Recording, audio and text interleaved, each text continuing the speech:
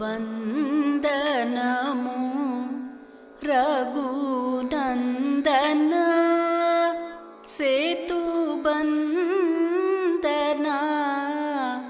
భక్త చందన రామ వందనము. Salutations to Raghunandana or Rama, who built the Setu over the seas, a noble man, a righteous king, and a god to many. While divinity is a matter of faith, historicity is a matter of existence. Did Rama really exist? Is Rama historical? Bharath Gyan has adopted an integrated approach to rationally understand the ancient and continuous civilization of India. 64 different subject capsules have been compiled so far. Historical Rama is one of them. In this, we examine established literary texts of the land, geography of the land corroborating with the texts and local legends, archaeological finds, continuous historical records, and new scientific techniques of validating all of these. D.K. Hari of Bharath Gyan will now take us through a journey of unraveling the historicity of Rama from a rational, logical, and a scientific perspective. Standing under this tree, let us examine Rama's family tree. Here is the Surya Vamsa lineage. It starts from Kashyapa and Aditi. In this solar dynasty lineage, there have been many prominent kings, their names and their deeds corroborating well within the Ramayana text and also with the other legends of India. This corroboration of their deeds across various legends through thousands of years establishes the historicity of this lineage, with close to 51 generations before and 32 generations after him. This lineage can be traced all the way down to the Mahabharata period, wherein Brihatbala, 32nd generation from Rama, takes part in the Kurukshetra war on the side of the Kaurava and is killed by Abhimanyu on that fateful day. If a character is imaginary, you would not have this length of a tree. It is never so exhaustive. Valmiki composed the Ramayana during the lifetime of Rama himself.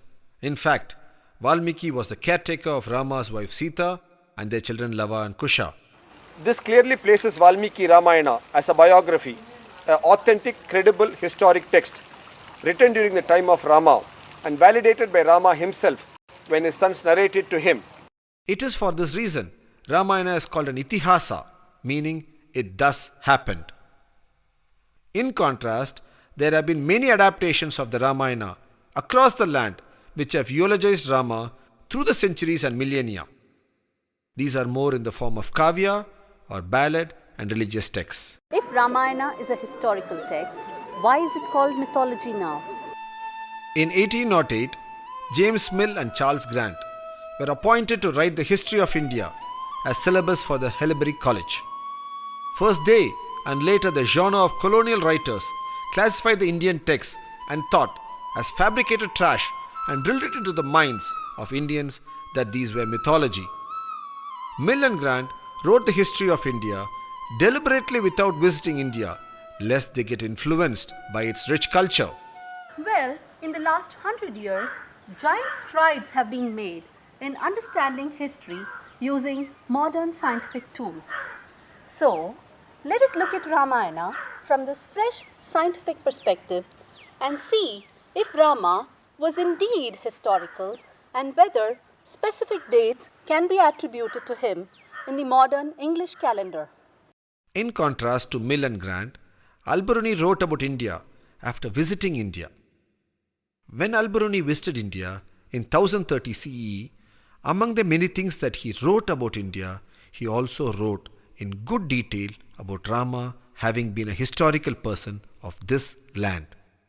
500 years later, in mid-1500s, Begum Hamida Banu, the daughter-in-law of Babur, wife of Humayun and mother of Akbar, commissioned a pictorial Ramayana.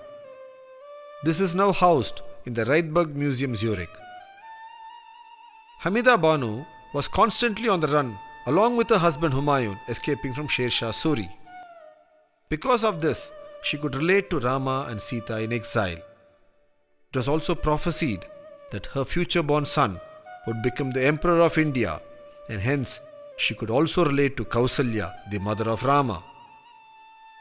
Her son Akbar, the Mughal Emperor of India, also commissioned a Ramayana during his rule. This is now housed at the Maharaja Savai Man Singh Museum in Jaipur. Abdur Rahim Khane Khan, a courtier in Akbar's court, also had a Ramayana compiled in the Persian language. In his poetry of Ramayana, every chapter ends with the phrase Khane Khanan. They all wrote Ramayana not as religious texts, but because they considered it as a historical text of their land. In Tamil literature, there was a historic period known as Sangam Age. The Sangam Age literature is considered to be secular in nature. In two of the Sangam texts, namely Agananuru and the classical text Silapadigaram, Rama is mentioned a couple of times from a historical perspective. Ramayana is a geographically correct text. Every place visited by Rama is today identifiable by historic landmarks, commemorative temples, and local legends. Prince Bharata, the brother of Rama, while returning from his maternal grandfather's house in Kekeya, travels through the northwestern part of India. The rivers he crosses in his travels are mentioned in detail. One of the rivers mentioned therein is the Saraswati Nadi. This Saraswati dried up over 4,500 years ago. This clearly indicates that the story of Ramayana is at least 5,000 years old and could even be much older than that. In the same verse, the names of the rivers that Bharata crosses are mentioned in the sequence in which they are geographically present today. This helps us today to identify the route Bharata took to reach Ayodhya from Kekeya. Valmiki lived in his ashrama. He did not travel to all the places traversed by Rama. It surely would not have been possible for him to have built a story into the local legends in those remote days. Since the story is well intertwined in the local legends in every place mentioned in the Ramayana text, we clearly see a conjunction of archaeology, local legends, and literature converging with the geography of the land. Such convergence is rarely seen in the other historical texts of the world. Today, to keep time, we use a clock which has got 12 units and 3 hands. The ancient Indians used the sky as their clock dial. The ancient Indians divided the sky into 27 nakshatra or star units.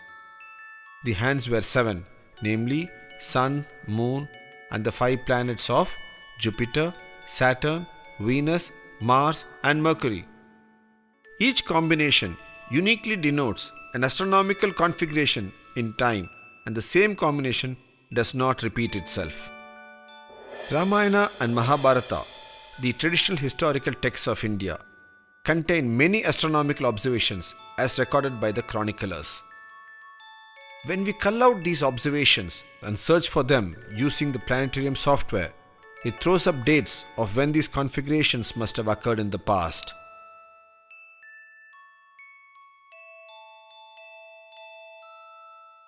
We shall call this technique of dating using culled out astronomical observations embedded in ancient texts as archaeoastronomy, as this technique of exploring the sky configurations in the past for events mentioned is akin to digging into the earth for archaeological evidences. In the Ramayana, a handful of observations have been mentioned. Here are the prominent events for which such observations have been recorded to some detail in the text. We all know that Rama's birth is celebrated on Sri Rama Navami, which means that he was born on the 9th day of the lunar month of Chaitra. This shloka gives a detailed star configuration at the time of his birth. From this shloka, we can list out the positions of the planets. When this data is entered into the planetarium software, it gives us the date of Rama's birth as 10th January 5114 BCE. When the date of Bharata's birth is culled out and entered into the software, it gives us the date as 11th January 5114 BCE at 5:30 am. It is indeed interesting to note here that this time calculated is exactly 16 hours from that of Rama's birth, as calculated by the same software. The text also mentions that Bharata was born 16 hours after Rama. On the eve of the coronation of Rama, King Dasaratha calls in his courtiers and discusses the planetary configuration of that evening and states that they do not augur well for him and he would like to transfer the reins of the kingdom to Rama. King Dasaratha informs Rama about the malefic effects the star configurations were going to bring upon himself and hence asks Rama to take over the kingdom. This configuration, when entered into the software, gives us the date 4th January 5089 BCE. The elapsed time, as calculated by the software, between the event of his birth to his pre-coronation event is 25 years. This tallies well with the age of Rama as mentioned in the text.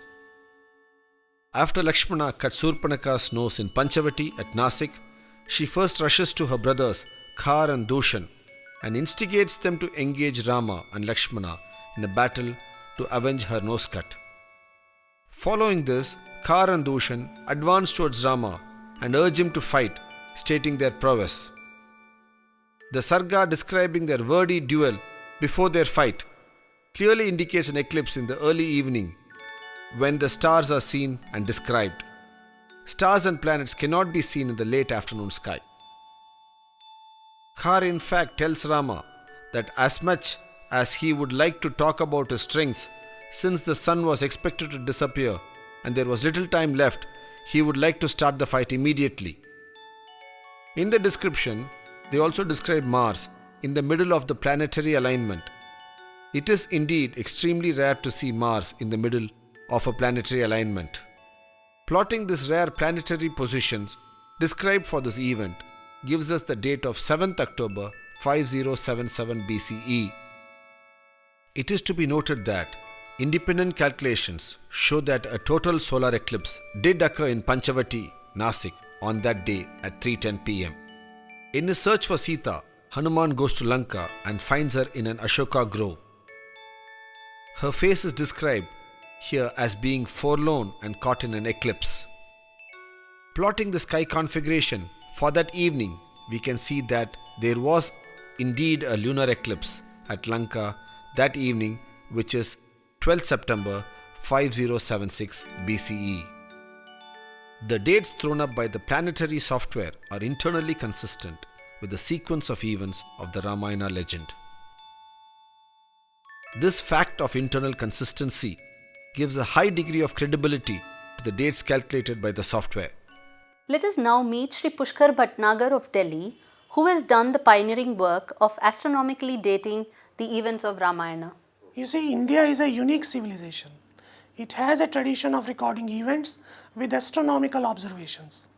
The advancement on science and technology is now opening new possibilities of exploring the past. What looked like impossible a few years ago, such as fixing a date for the events mentioned in the lifetime of Lord Rama, can now be done easily by using a planetarium software. This particular aspect places the study of Indian civilization at an advantage because we can go beyond the normal archaeological evidences which have been so far the mainstay of determining the Indian history. This is the planetarium software which is capable of generating the sky view on the desktop for any day in the past or in the future. I have used this planetarium software to give dates to the astronomical data available in Valmiki Ramayana, and by this method I have arrived at the exact dates for many events in the lifetime of Lord Ram. The fact that not only one planetary combination but an entire sequence of the astronomical data tallies is a self-corroborating proof of the accuracy of the recordings and the correctness of the finding. It has taken lots of efforts to find the precise dates because it needed lot of elimination of other possible dates which did not satisfy the description of the observation and sequence of the events in the entirety. I have got my findings published in the shape of a book titled Dating the Era of Lord Ram. This particular book is in public domain for almost 4 years now, and I have received a number of views confirming what I have found. And I am yet to hear from somebody or anybody disagreeing with my findings. We find that the astronomical dating method not only fixes the time period of the event, but also shows the geographical location from where the unique planetary configuration could have been observed. Thus, we find that the total solar eclipse on the day of the Khar Dushan episode could indeed have occurred at Panchavati as described in the Valmiki text.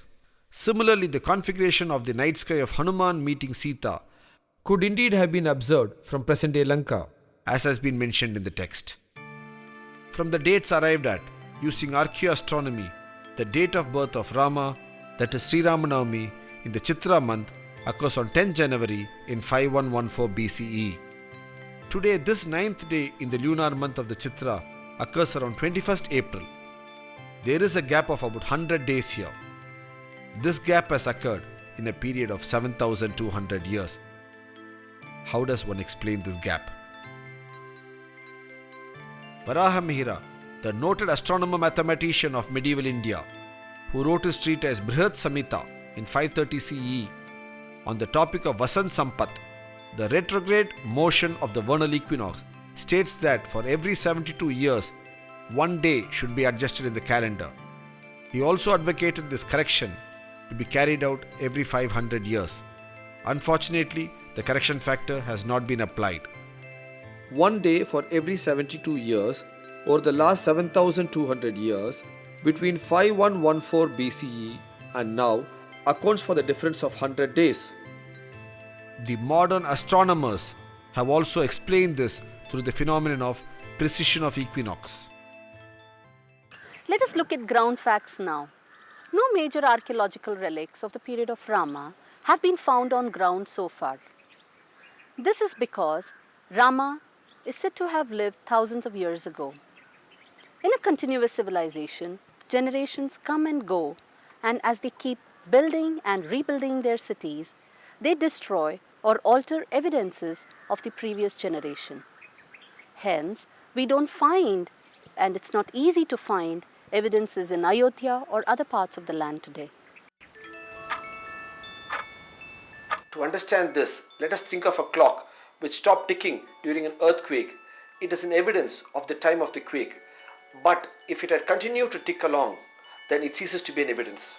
While lack of archaeological evidences on land seems like a problem in proving historicity of Rama, B.B. Lal, the renowned historian of India, states that the existence of only one Mathura, one Ayodhya and one Chitrakuta itself is an advantage in proving the authenticity of these places. Let us look at Krishna, the other legendary hero of India. We face a similar problem here too. There is no real archaeological evidence on land due to continuous civilization in Mathura, Vrindavan and Dwaraka. Few decades back, due to the pioneering work by marine archaeologists, they have been able to discover a whole town submerged under the sea west of the coastal town of Dwaraka. It is because the deep seas swallowed Dwaraka, the town became uninhabitable and frozen in time, and hence after so many thousands of years, it is still able to provide evidence for the existence of an advanced township tallying with the city described in the epic Mahabharata. Similarly, the only place to look for archaeological evidences of Rama is the Rama Setu, which today could be submerged in the sea. Rama and his team are said to have built this bridge over the seas to Lanka. If the bridge has been underwater for many centuries and has been undisturbed by man, then this can provide us the vital archaeological clues we are looking for to establish the historicity of Rama. Because only if Rama is historical, then can this bridge be man-made.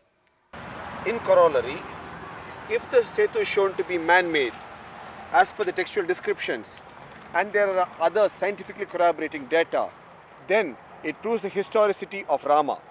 If this bridge is mentioned in passing in the text, it does not warrant further examination. The text gives the process of bridge construction in great and specific detail. This level of detailing of bridge construction urges us to examine the details. This construction detailing can be studied from the aspects of survey, planning, and civil engineering involved. Rama and his team seem to have surveyed this land for a possible bridge construction site.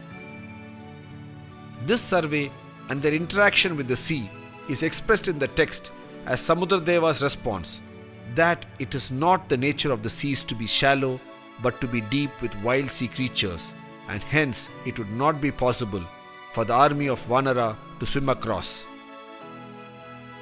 It is during this interaction with the Samudra that they identify an undersea ridge joining the two land masses. Nala introduces himself as a biological descendant of the Vishwakarma clan and offers to build this bridge. Rama accepts his credentials and appoints him as the chief engineer. Under the command of Nala, the Vanara army go about building this bridge on the sea ridge. Let us examine the civil engineering techniques employed in this bridge construction. The first is the foundation details. The text very clearly states that wood from a variety of trees, the names of which are mentioned here, were first piled on the sea ridge to give a pile foundation or wood cushion effect. It was on top of this the large and small stones were piled on. This animation here shows us clearly the seabed from which the sea ridge rises as an outcrop, which is natural and undulating.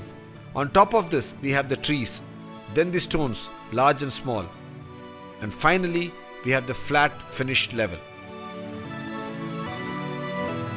Even to this day, the remnants of the bridge have this flat finished level. Due to the passage of time of many millennia, sand has accumulated over the structure, and what we are able to see now is mainly sandbars and shoals. If we carefully shovel away the accumulated sand, we are certain to see the layers of the bridge construction. In the bottom layer, the wood used by the Vanara for the foundation would certainly be there. Obviously, over the last so many thousand years, the wood would have solidified and become carbonaceous material and would probably now be botanical grains. The text then speaks of the Vanara holding ropes on both sides of the bridge being constructed and the wood and the stones being piled between them. The text clearly mentions that the Vanara held ropes for many yojana to build the bridge in proper linear alignment. We all now know that for the construction of any worthwhile structure, it is essential to maintain proper alignment and dimensions. From this description, it is clear that it was not just random throwing of stones, but a planned effort which took into consideration the concept of linear alignment, which is even today evident from the aerial photograph of the bridge. Dr. S.R. Rao, the eminent marine archaeologist who led the Dwaraka marine expedition, says, for a civilization which could build a dike and a whole city on reclaimed land at Dwaraka in 3200 BCE, the engineering skill to build the Nalasetu to Lanka must have been well within their civil engineering capability. We are now with Dr. S.R. Rao, the founder of marine archaeology in India.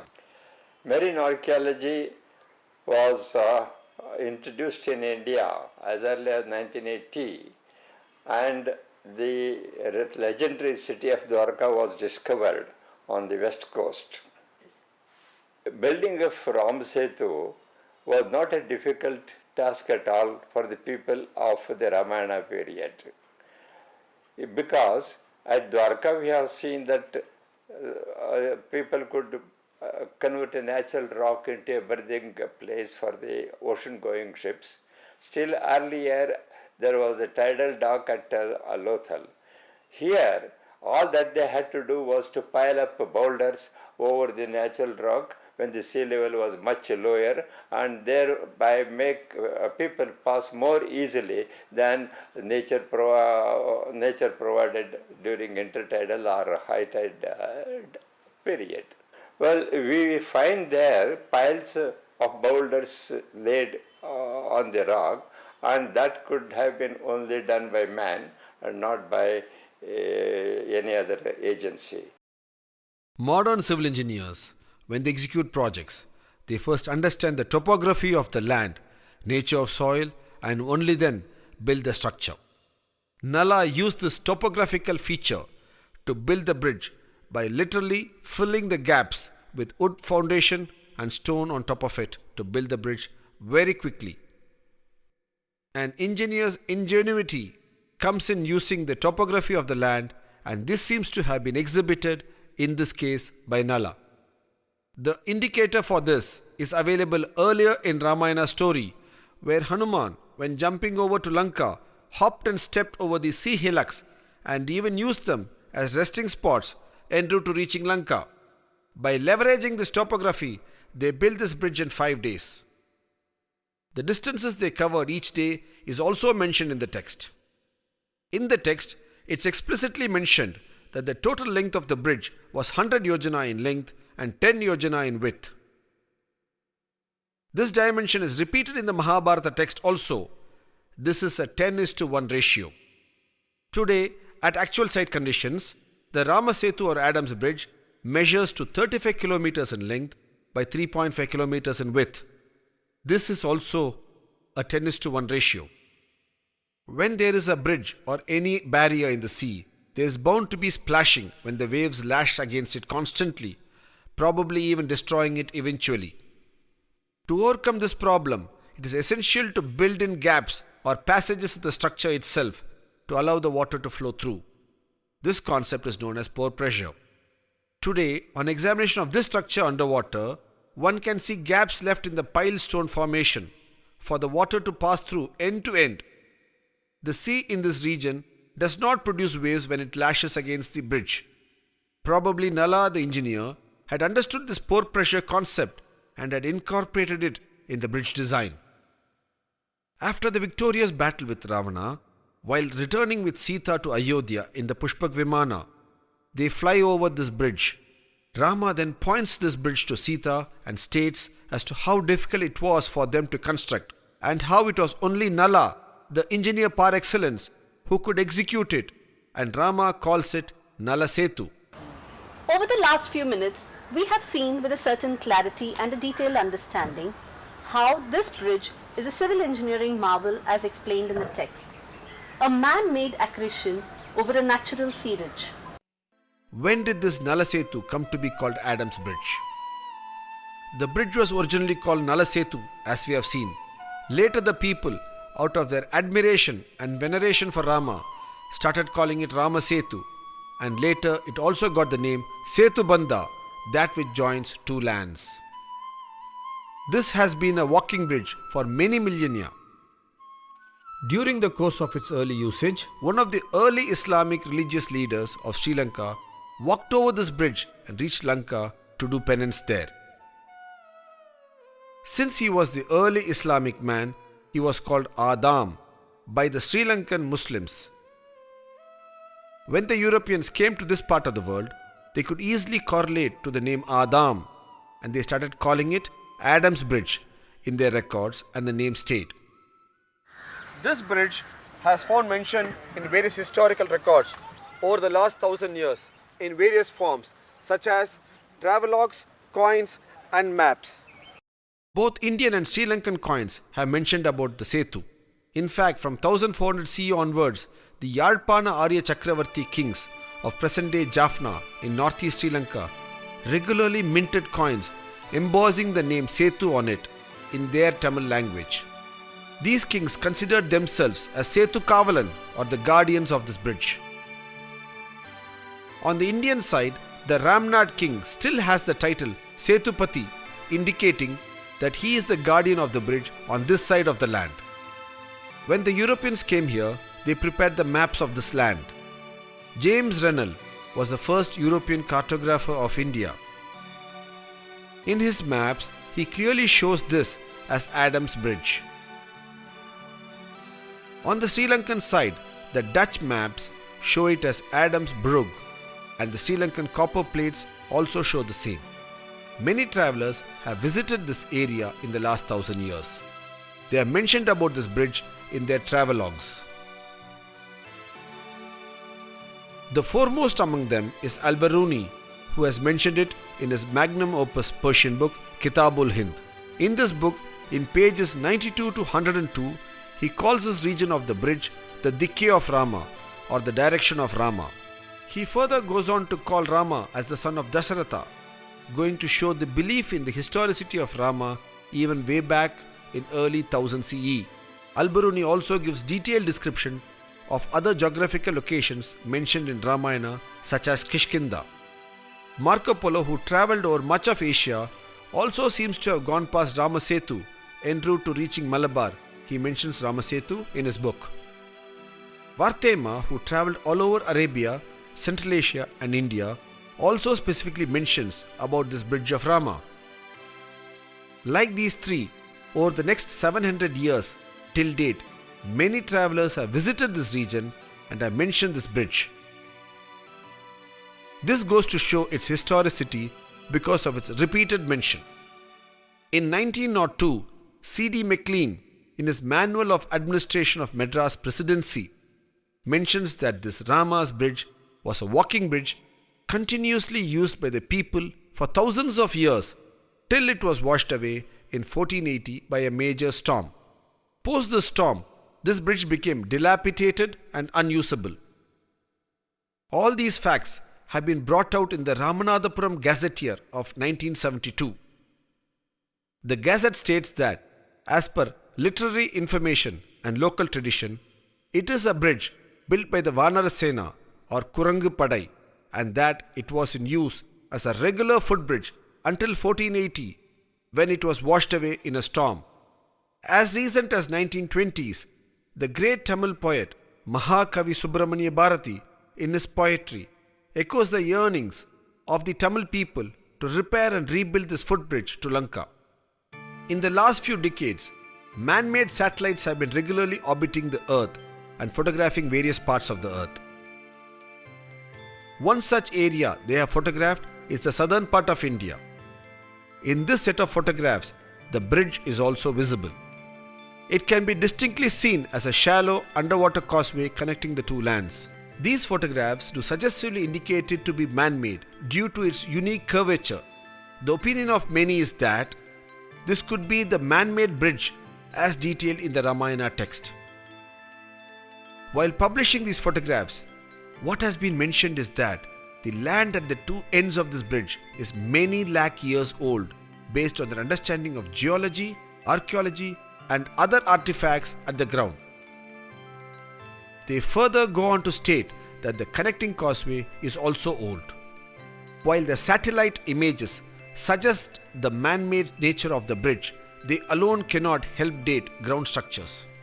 These satellite images help augment the already available references to arrive at a good indication of the man-made nature of this bridge.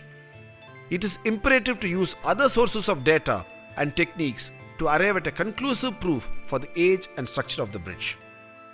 Today, on an average, this causeway is about 2 meters below water.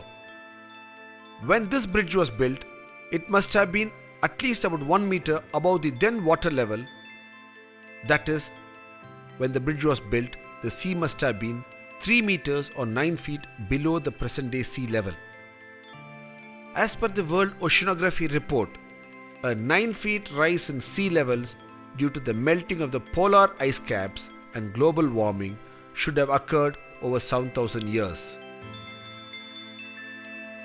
This helps us to date the bridge construction to about 7,000 years ago or 5000 BCE using oceanography as a dating tool. Given the repeated references to this bridge, its usage, and understanding its importance, today we need to rightfully promulgate an order under the Archaeological Survey of India Act, Clause 4, to call this a Heritage Monument of India. It is a fit case to be called a civil engineering marvel of an ancient civilization. At this point, it is pertinent to bring in an observation from the Mahabharata text. When the Pandava princes were travelling through the forest, they came across Rishi Markandeya, who regales them with stories of their land. In one of the stories, he tells them about Nala Setu, how it was built by Nala, and being an engineering marvel, it was a protected monument of their times. What does the Setu symbolize to us today? It symbolizes many things to many people. If we look at it from the rational, historical and scientific perspective, we see that it was constructed by Nala, Nila and the Vanara team. These people were the original residents of Kishkinda. Kishkinda is modern day Hampi. This region is in the Dravida land, South India, which means that they are the original Adi Dravida. So this Nala Setu is an engineering marvel, an engineering feat of the Adi Dravida. To recap, from the point of archaeoastronomy, Rama is found to have walked the earth about 7,000 years back. The detailing of the bridge, the only archaeological remain left, and the sea level rise factors also indicate similar dates. The veneration of Rama has not been limited to India alone. The Egyptian pharaohs called themselves Ramses of the Solar dynasty, which seems to be a derivative of the name Rama and the Suryavamsa dynasty. In the east, in Thailand, the kings of the ruling Chakri dynasty take on the title Rama. The present king is Rama the Ninth. This emphasizes the spread of the glory, effulgence of Rama across civilizations the world over and brings forth the stature in which Rama was held across the globe through the times. Entero